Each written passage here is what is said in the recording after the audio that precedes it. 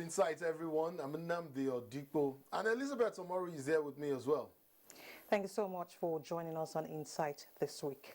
This episode would explore Nigeria's nuclear energy program and the application of atomic energy for identified peaceful uses. Elizabeth Omori would also be leading another conversation in another entirely different direction. Elizabeth? Well, we're taking a look at corporal punishment in our schools, and we will be interrogating issues surrounding this particular aspect of education, its impact on the students, pupil, and society, as well as the position of the law. I look forward to listening and watching that as well. Let's get started with the conversation.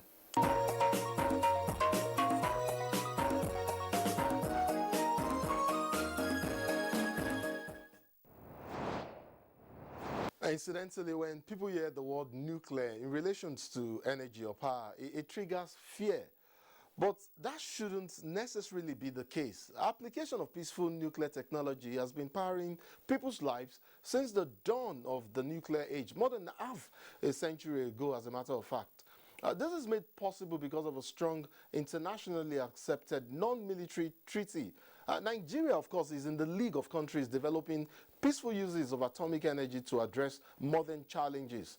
The Nigerian Atomic Energy Commission is the coordinating agency of government, and I have the acting chairman of the commission, Professor Yusuf Aminu, join me here in the studio to explain some of the issues that we're concerned about. Welcome to Insight, Mr. Chairman. Thank you very much. Thank you very much for having me. How are you today, sir? Yeah, I'm good. I'm good. I'd like to inform the viewer that Nigeria was among the first countries to sign and ratify the 1968 Nuclear Non-Military Treaty. That's the Proliferation Treaty, as a matter of fact, and is therefore committed to using nuclear energy exclusively for peaceful purposes. Mr. Chairman, I haven't said that. I'd like for us to get to, we will get to talk about Nigeria's holistic nuclear energy program and its current deployment for peaceful purposes in key sectors, I beg your pardon. But I'd like for us to begin with one sector where Nigerians are most interested in. I know you're already guessing, I'm talking about power generation and the belief that nuclear energy is the answer to all of our power needs.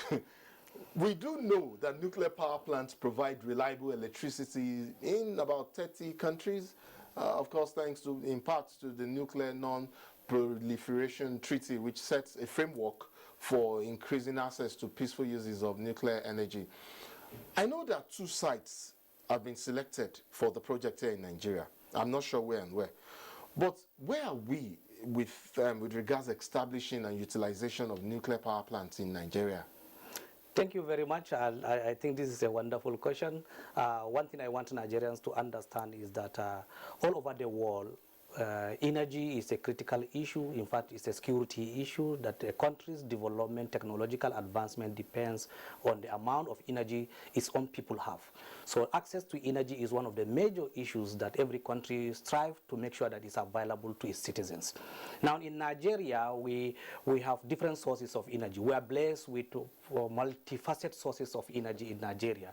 Some countries are not having this opportunity because here in Nigeria, if you want to go into renewable energy, there's abundance of solar energy. If you want to go into gas, we have a lot of oil gas in Nigeria. If you want to go into hydro, a lot of rivers, mighty rivers that can give us hydro energy.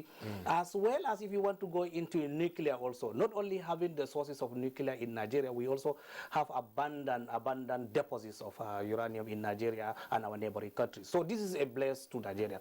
But what we are saying in the Nigerian Atomic Energy Commission, which the federal government has established purposely for the purpose of promoting peaceful application of nuclear science and technology, for the purpose of developing the requisite manpower, the technology, and the resources that Nigeria can use in harnessing the potentials of nuclear energy. So coming to electricity generation with nuclear. Where we are, yes.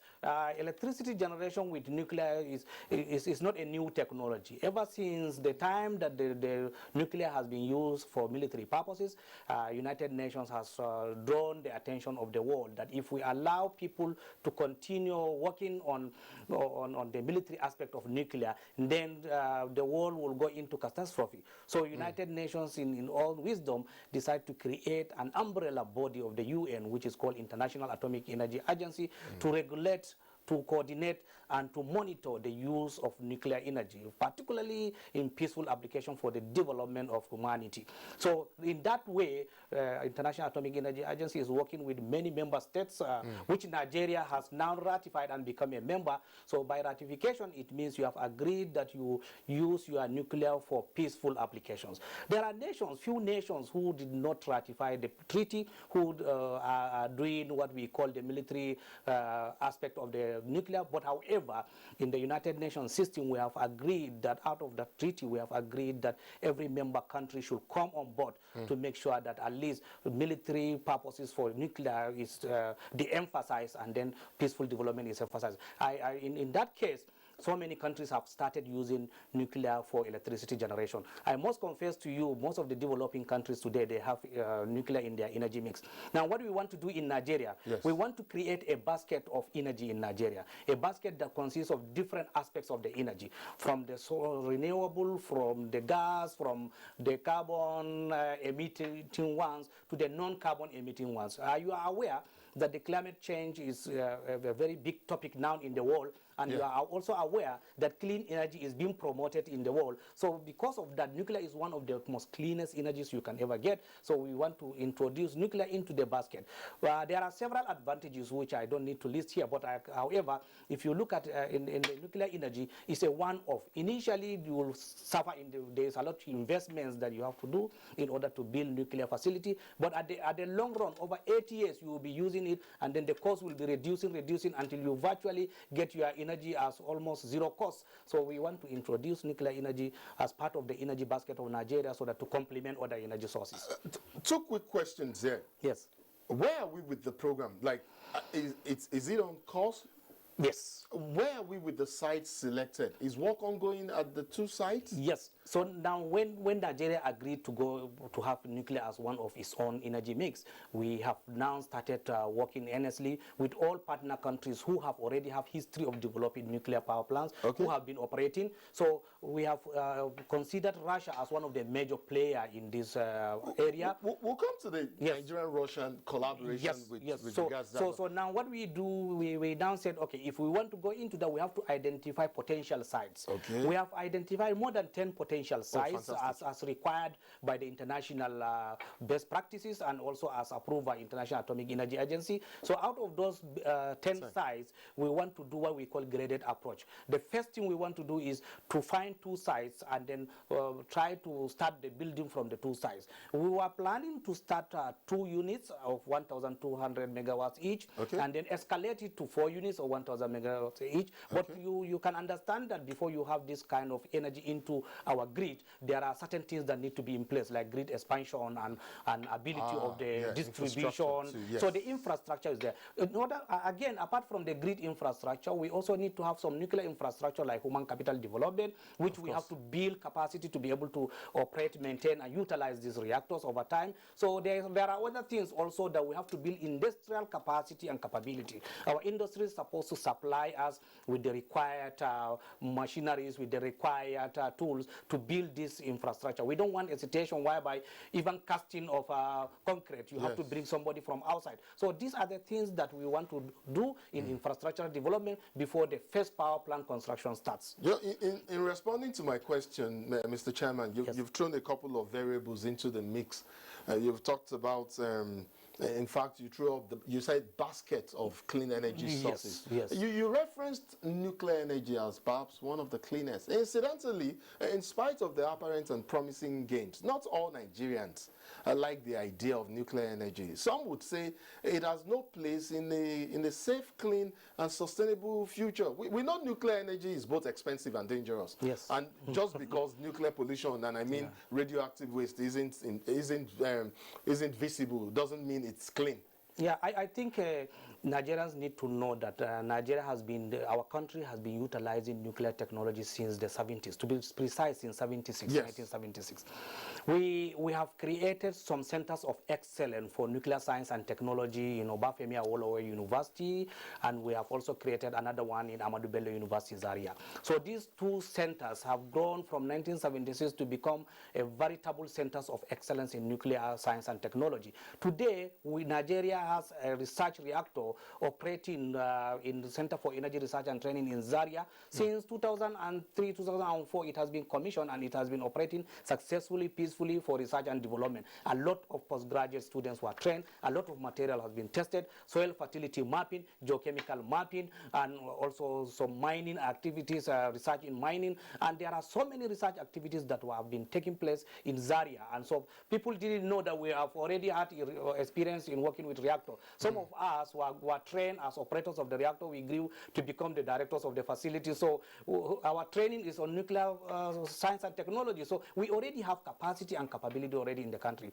And it is those capacity and capability we want to leverage on to be able to build other facilities that can also harness the economy and the technology for socio-economic development of our country. So is that what you say to skeptics and critics who argue that nuclear plants are more expensive and take longer to build than the renewable energy sources like you mentioned earlier, like solar and wind? You see, most of the reasons why nuclear technology is so expensive, as they have been saying, is because it is one of the most regulated environment. And for instance, if you want to build a facility of nuclear, there are certain standards, internationally acceptable standards that you have to put in place. You remember the experiences of nuclear accidents in Chernobyl, in 3 Mile Island, in Japan of recently.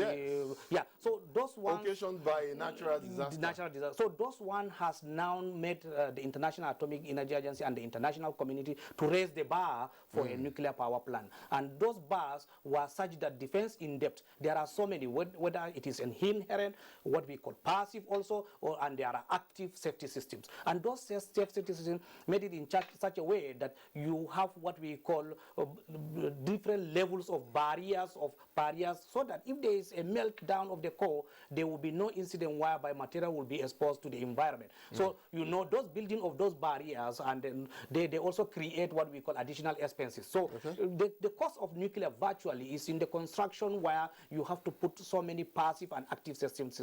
The coolant system also, you have to put primary loops and secondary loops. The supply system you have to put an independent supply system in case the system. So there are so many things that we put in the design of a nuclear facility, so that we make sure that we have a safe material or safe facility to work with. So that is the cost. But I'm assuring you, when you put this cost at an initial stage, over time, the cost of the energy, because of the fuel that you use in generating the electricity, you find out that you recover the cost and virtually going into operating at zero cost of the facility. So that is the advantage. Initially, there is high cost, but later on with time, you find that it will start flattening and until it becomes a stable system that you can rely on. It doesn't depend on rainy season or dry season. It doesn't depend on whatever, but once you have it for the next 8 years, you will be operating this facility and giving you this. I know there are shortcomings, like the waste,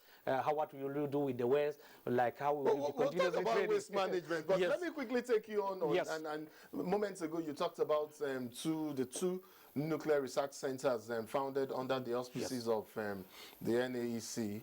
And of course you mentioned the Center for Energy Research and Development at Obafemi Awolowo University, and then there's also the Center for Energy Research and Training at Ahmadu Bello University in Zaria. These centers have mandates to conduct research and build the needed critical mass of indigenous nuclear expertise.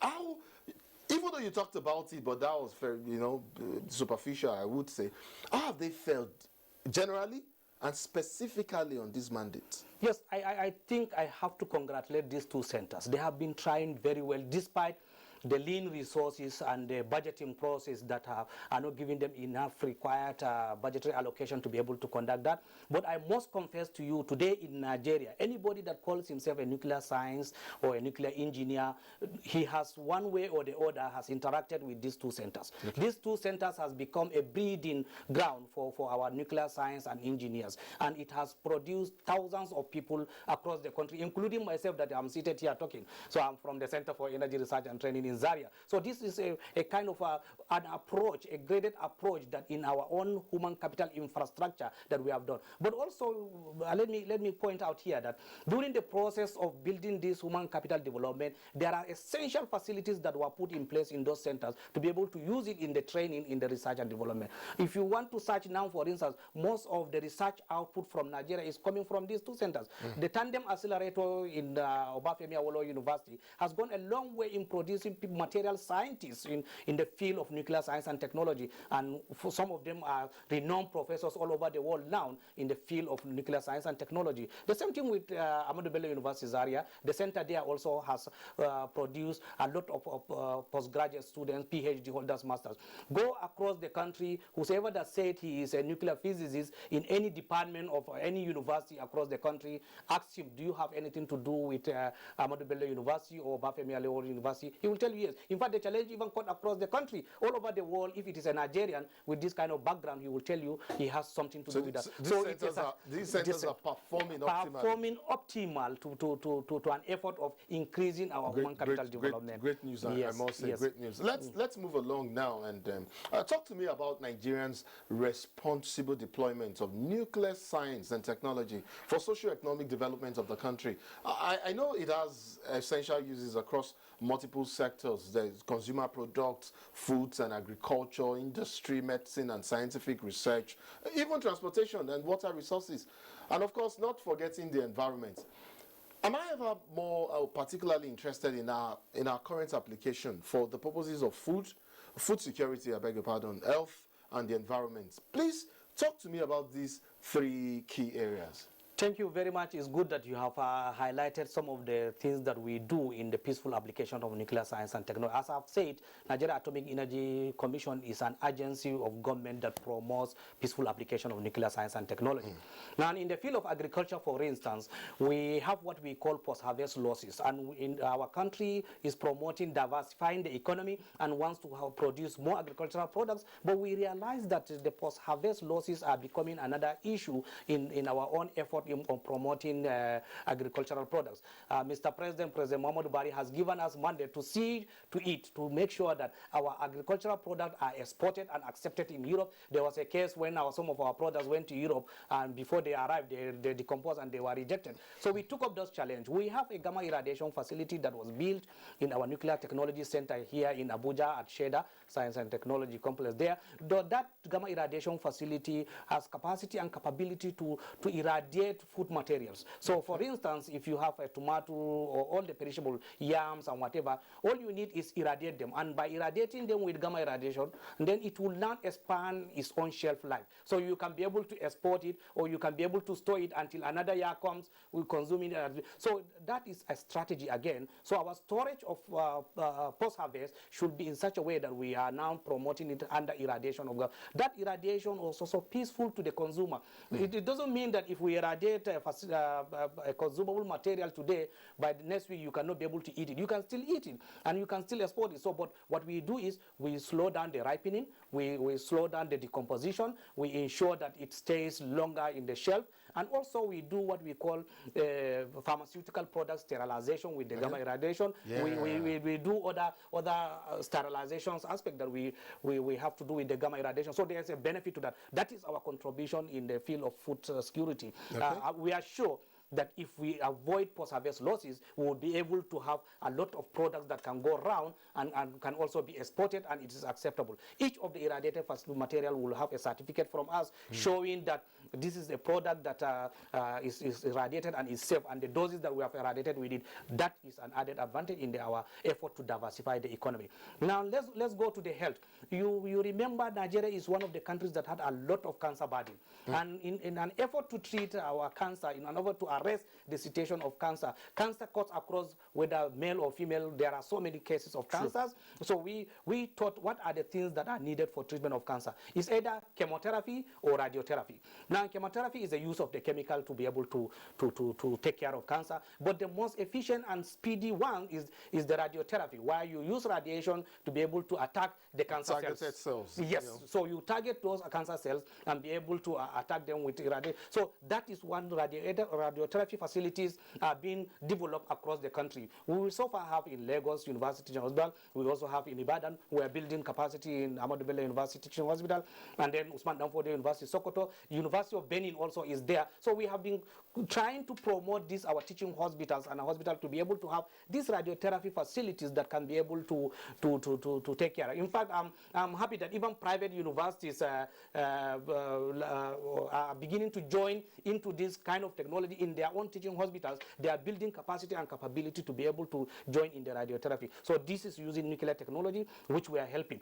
I must confess to you that our effort and our thinking is that we want to regionalize these efforts. Okay. We want each of the geopolitical zone of Nigeria to be able to have at least one gamma irradiation facility, one radiotherapy facility, to be able to domesticate these technologies. We have started with a pilot program in Southwest. I'm happy to inform you that His Excellency Governor of Ekiti State has joined into it, and he has agreed to host the gamma irradiation facility for Southwest in his Ekiti knowledge zone. So that has given an impetus. We have already started talking with the private companies that will join in the promotion of these activities. So discussions are on now. In fact, the project concept has already been built, and we have in fact discussed with ICRC, Infrastructural Concession and Regulatory Commission of Nigeria, to see how they can look at it. We have developed a project development team that will be able to, once we are successful with the Ekiti model, then all other regions of Nigeria will go into it model by model,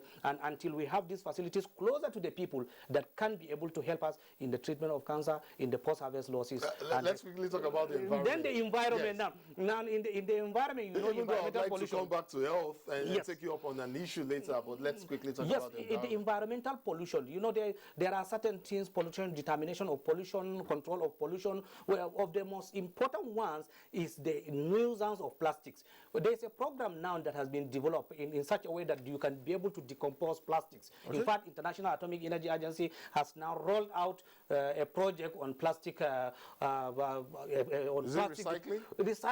Well, you can call it recycling, but what we are calling it is the decomposing of plastics into materials that are usable. So using irradiation. Now you can irradiate the plastic, and then they will be able to convert them from the non-degradable to a degradable components, which you can also put back into the system for a useful one. So that aspect also we are developing it, and I think once we do that in Nigeria today, the plastic bottles, the plastic bags, there are so many of them that are contaminating our environment. That is one aspect. On other pollution monitoring, pollution control, all these ones, they're using nuclear techniques. You can be able to do that in Nigeria. So I think this also is a key applications of nuclear science and technology for socio-economic development.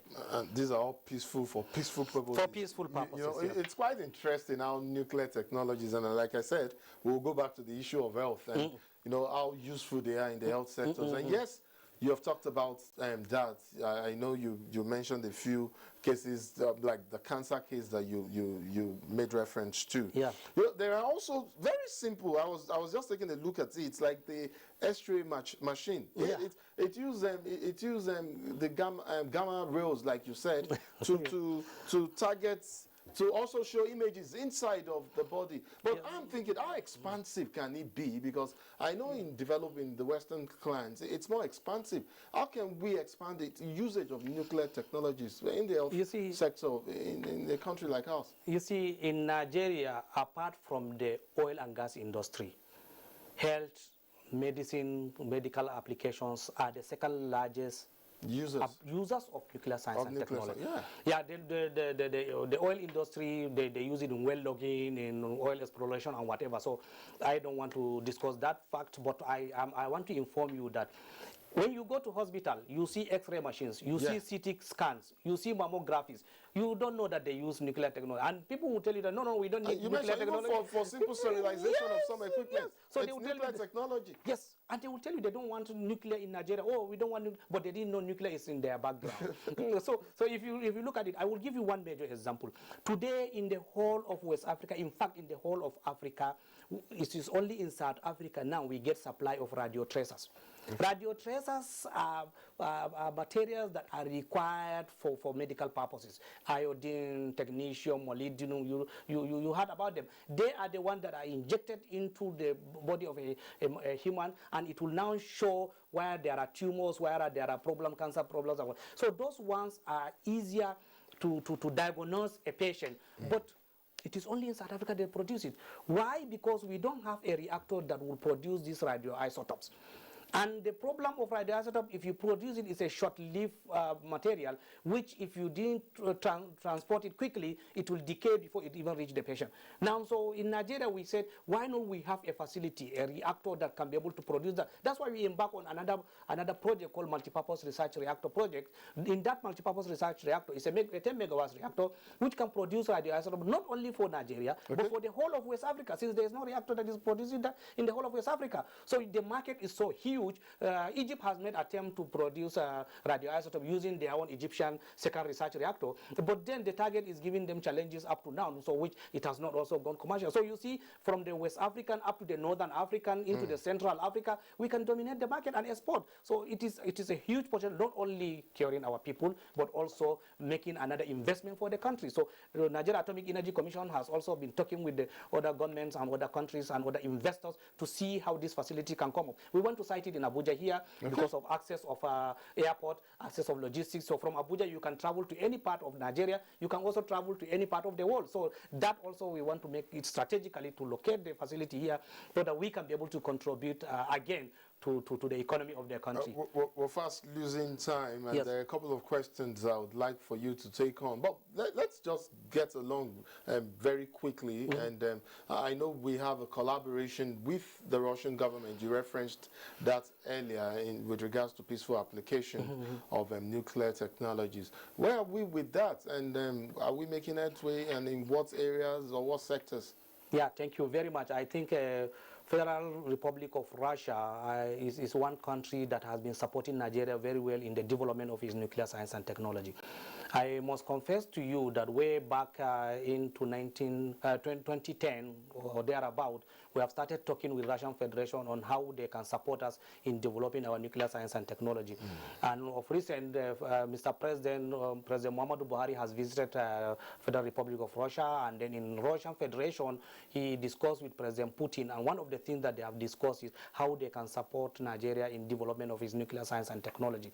Now, for us to have support from the Russian Federation, we first signed what we call a general multi-purpose agreement that they will support Nigeria in development of nuclear science and technology, and then we go into specific on supporting us for the design, construction, commissioning and decommissioning of a nuclear power plants in Nigeria.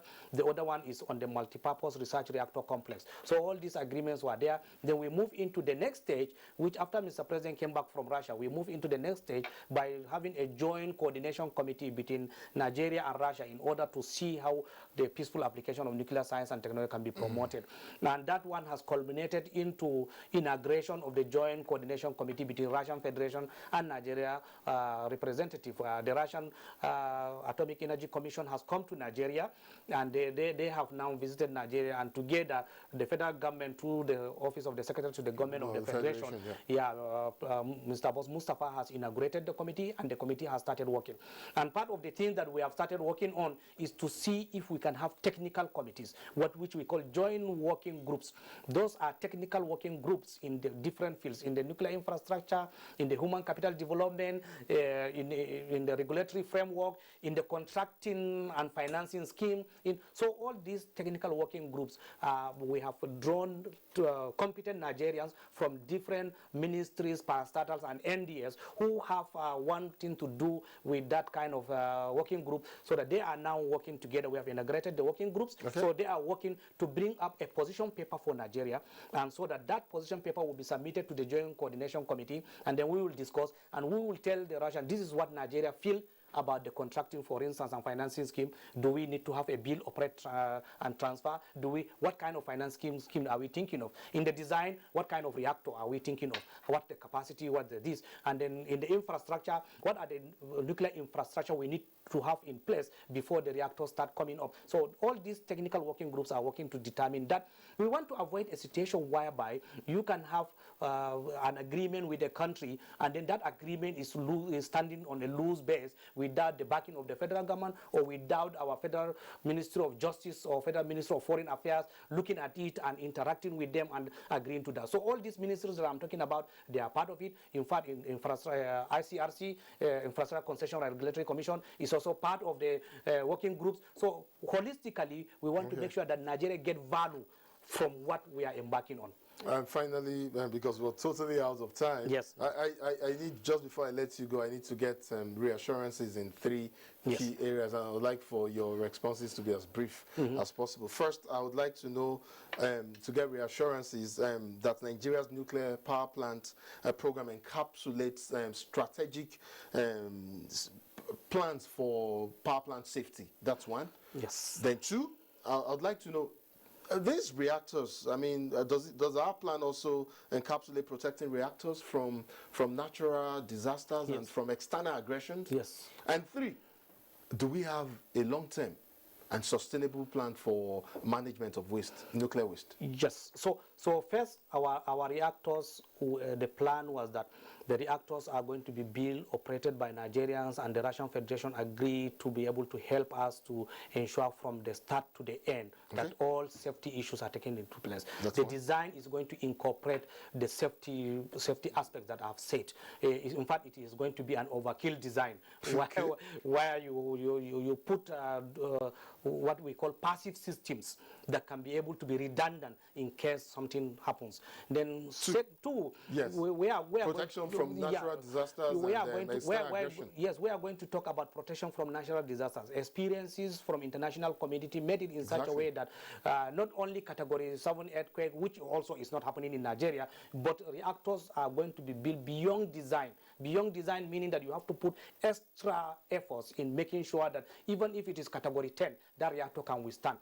Other environmental, apart from the earthquake, other flooding, other issues of attack from terrorism and what that is, all these are encapsulated into the design to make sure that this. Then the long term is that from reactor, for management arising from you nuclear. See, in nuclear technology, it is only the technology that the day you are commissioning is the day that you plan for decommissioning. So, when you come to decommission a power plant or a research reactor, it is very expensive. So, what we do is that in the money that you are generating during electricity generation, there are some savings you have to keep for decommissioning. Also, there is an agreement between us and the vendor that all the waste that are going to come up from that will be repatriated back to the vendor country. So Nigeria doesn't need to worry much about how do we do with the waste, because agreement is there for them to repatriate back the waste and then be able to do what we call recycling of the waste into another new generation of fuels. Professor Ahmed Yusuf Aminu, I want to thank you so much for, giving us insights on these issues. You've been quite a delight listening to. I'd like to thank you very much for coming on Insight. Thank you very much for hosting me. Thank you very much. I appreciate it. All right, up next is Elizabeth Omori. Parents, society, and teachers at different points contribute to the development of a child. To ensure that children adhere to expected standard and shun deviant behaviors, corporal punishment is often used to put them in line, what some parents or teachers call default setting. Psychologists believe there is a thin line between corporal punishment and child abuse. When corporal punishment fails in shaping the morals of a child, what happens? My guest, Mrs. Olushola Bankole, the Chairman, National Association of Proprietors of Private School FCT Chapter and Director, Bankers Private School, will enlighten us. Ma, it's nice to have you join us on Insight. Thank you very much.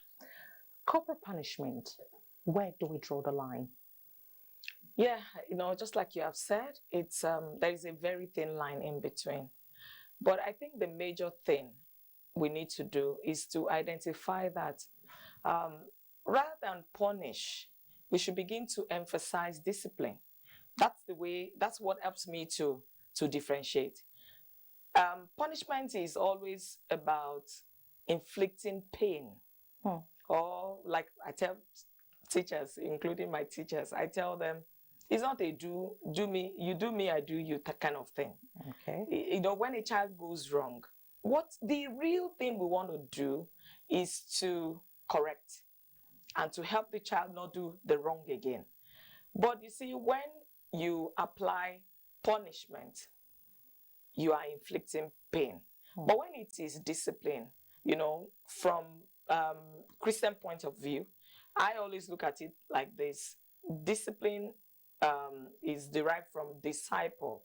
So it's more about asking the child to follow you as a leader, to know that this is the way to go. So that's the way to differentiate between the two. Really? I'm still not convinced, but many say in countries, advanced countries, corporal punishment is not allowed. But there's the principle of sparing the rod and spoiling the child. The essence of discipline is not so the child can cry. And in some cases, we see some children that prepare themselves not to cry. And they get hardened. And then the effect of what you are looking for, you are not getting it. But when you are aiming towards redemptive discipline, you want the child to know that this you did wrong. That does not mean that in some cases that you may not have to hit. Because I feel that there are cases like that. But when the aim is, oh, there is this wrong, I want to correct it. And you will even be able to even reset your own mind, you that want to carry out the discipline, that my aim is to correct this, whatever. It's not for the child to cry. There are children that telling them that, oh, why did you do that? It's enough to break them down, and they promise, and many of them will fulfill their promise that I won't try that. Oh, mommy, I'm sorry, I won't do that again. Of course, the case of that girl, that boy that said, mommy, calm down now, comes to mind. You know that that child is repentant in a way. I mean, it means that the child is aware. But if it is to hit the child, I'm sure that boy now, the calm down boy, will not try the thing that brought the problem that made the mom get angry with him again.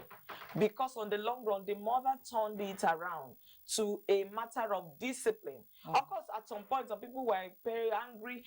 You are exposing the boy or something. But I think the mom's sense of humor that she brought into it by recording the boy as he was doing the demonstration already broke her as a mother, and then the boy also was ready to adjust. So I looking at those two, you will see that there is a difference: discipline and punishment. Punishment don't always bring the result that you are looking for. Okay, I like the fact that you actually said inflicting pain is punishment, and instilling discipline is a different ball game. I need you to enlighten us. How do you instill discipline without punishing a child? And remember, there are different kinds of children with different behaviors. Which is why, let me give an instance. I encourage class teachers, or rather, as a matter of rule, class teachers cannot hit children. Okay.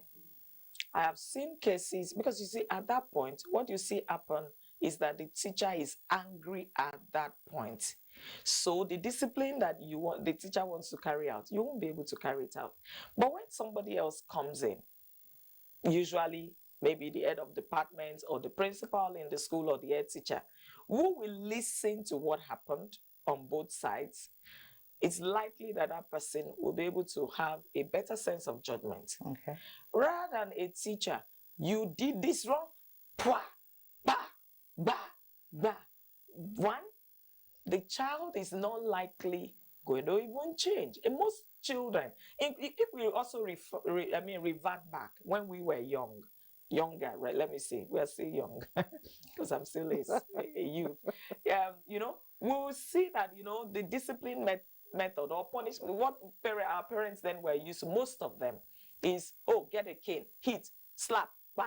You know, that's where the resetting thing came up. When you have children who have been prepared to believe that until you see the cane, you don't do the right thing, those ones, you may need to bring it out to let them know. But there are so many children, which is why we need to even reorientate ourselves as a nation, as individuals, as parents. We need to have a mindset change. In the past, way back, I also used to think, yes, when you cane, you'll be afraid, you won't want to go. But I've seen a lot of children asking them to go see the principal. It's enough to bring. At a point, I remember some time ago, some years back, I had this board in my office. I call it red board. I announced what it is meant for and all of that. It was like my discipline board. The first boy whose name got on the board, the boy went home, wept and wept. The mother had to come to school that, what is it? And I told the mom, I didn't even touch your board. Simply, I said, write your name on the board, write your offense, and you know the consequence. You're not going to go out on break when others are going. That was it. And the boy felt, even in the game of football, before you give red card, you should give a yellow card. Okay, I said, okay. Now I introduced yellow card in the school. Because I saw that boy was able to break the ranks in the discipline method I was trying to use. But what I'm driving at is, we should always be conscious that when it is punishment, we just want to inflict pain. And I know that at a point, I thought deep also about the Abraham Maslow's hierarchy of needs. If you know, and I tell everybody, parents, teachers, and everyone around me, or that care to listen, when we are talking about discipline of children, there are some things you can never use to discipline a child or to punish a child. Food, water, using the toilet, for instance. When some people will say, no, I want to ease myself, and the teacher says, no, you're not going anywhere. And when we talk about inflicting, it's like being deliberate to terrorize. And so it becomes abuse from there. So we need to draw the line. Yeah. Particularly if we are able to study the difference between punishment and discipline. The point is, we need to make some things clear. What is the essence of what we are trying to do? We want a child corrected. We want a child not to do what we don't want the child to do. That inappropriate behavior, that inappropriate attitude, we want the child to stop it. And there are ways to go about it. Sometimes the reason why some children may still be caned is because I think they've been wired like that. When you even use other methods, I know a child like that. When you use other methods, it doesn't work. But when you give him a 1 on his buttocks, it adjusts the child. But I really wish that the child is, but that's where the child is coming. But, little by little, as we gradually move on. For now, there is no law against it in the school setting to say no. But I think some time ago in Lagos State, I think Lagos State brought that up at a point. They made, yes, I'm aware of that. It's corporal punishment became not acceptable in whether public or private schools in Lagos State. But generally in Nigeria for now, it's still not a law for us to, but generally we all can use our sense and do what is right. Do what is right. Mrs. Olushola Bankole, Director, Banki Private School, thank you so much for coming on Insights. You're welcome. It's a pleasure to be here. And just before we go, I'd like to take an excerpt from a previous interview with an environmental health officer, Dr. Solomon Nuhu Ayegun, on the environmental determinants of cholera in Nigeria. This is apt considering that cholera remains endemic in several states of the Federation. And of course, there is also the rallying call for improved hygiene in communities across the country. Let's bring you that interview. I'd like to play back a pictorial that speaks to the causes and effects of cholera in an impacted community, and then we'll take up the conversation from there. Can we have that? This is quite sad. We've only played a small portion of the entire pictorial, but I'm sure that that this excerpt establishes the link between cholera and water, sanitation and hygiene. Would you like to draw the correlation between two or more of these risk factors for proper understanding, of course?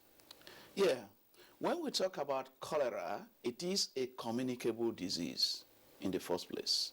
And it is characterized by diarrhea and vomiting taking place at the same time. And this is initiated by contraction of the bacteria called Vibrio cholerae. And many a times, this bacteria is ingested orally, that is, through drinking of contaminated water or a contaminated food. And again, sometimes it is also transmitted through contaminated food, because flies that perches on human feces carry this bacteria from the feces to the food or water that an individual drinks. And when it gets into the gastrointestinal tracts, they multiply into thousands and millions, and before you know it, the disease signs and symptoms begin to manifest. Well, I get the explanation. Yeah. It would seem that some of the most affected states currently in Nigeria, I mentioned there's Plateau, Bauchi, Gombe, Kano, Zamfara, Bayelsa, and Kaduna. Surprisingly, Abuja is also in the thick of the current outbreak. Yeah. For me, this is more fascinating, because in the past, well, still now, cholera is often perceived as a disease of poverty because several social risk factors play significant roles in its transmission. Localize the outbreak in Abuja, for instance, and give me your prognosis on the challenge. Actually, we cannot entirely say it is a disease of poverty, but we can say it's a sanitation-related disease. It's an excreta-related infection, and it is a disease that is majorly caused by poor hygiene and sanitation. That is, where human excreta is not properly disposed, is not properly buried. People carry out what we call open air defecation. And since this bacteria, Vibrio cholerae, is found inside the feces of an infected person, flies that are must have proliferated in the environment will perch on this excreta and then carry it long distances to places where food are not covered as well. That is why we say the right word is it is a disease associated with poor sanitation. So it is a sanitation-related infection. It is an excreta-related disease.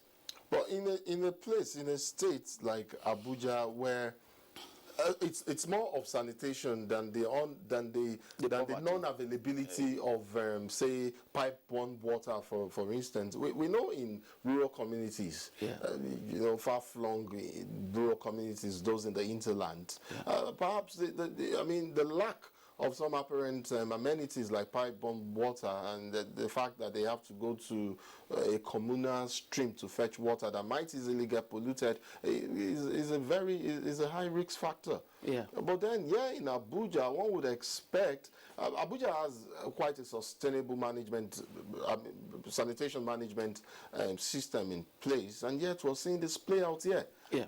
The reason is because, that is why I say it is also sanitation-related disease. The environment is not sanitary. The environment is not clean. And Clean enough, you mean? Yes. Because one would consider Abuja maybe not the cleanest city or state in the country, but reasonably so, relatively clean. When you get to some of the markets, you see heaps of refuse. And this refuse, when rain falls, they proliferate. They putrefy. The refuse begin to decay, and these attract flies. And these flies can travel long distances. True. From places where they practice open air defecation. Even this place that we may claim that it is a clean city, there are places where people still carry out open air defecation. That's and true. the flies, as they perch on these feces, you know, morphologically, if you look at the structure of flies, the legs are having sticky parts, they're having hairy legs. So all these bacteria, the Vibrio cholerae, get attached to the hairy legs and sticky parts. And as it travels long distances, it perch on food, and the food become contaminated. And now, if one single person get infected, this make the spreading of the disease very easy, because the disease is characterized by diarrhea and vomiting. So the vomitus and the excreta coming out of this individual contain the bacteria already. Flies will also perch on this excreta and then fly like that. So before you know it, the transmission become easy, and it will just be going like wildfire. Much as this is a public health issue, it's also an environmental health issue. Incidentally, it is proven that cholera is a preventable and treatable epidemic-prone disease. But there is something quite troubling about the trend of occurrence and the periods within which it has happened, that we have recorded outbreak, massive, huge outbreaks in Nigeria, whether it's in 1991, whether it's 2010, 2014. The last one before now was 2018. And, you know, what is noticeable about the trend and the cases is that they tend to increase with the onset of the rainy season. Why is that so? Yes, I talked about heaps of refuse. The heaps of refuse that are indiscriminate, you see lots of flies perching on them. And the decomposition of this refuse become easy during the rainy season.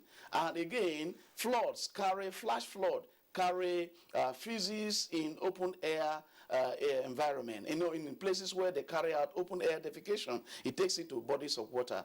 And if these bodies of water, where we are getting this water for drinking from, is not properly, is not properly treated, already the water is contaminated, and people consuming the water are easy. I mean, it becomes very easy to actually contract the infection.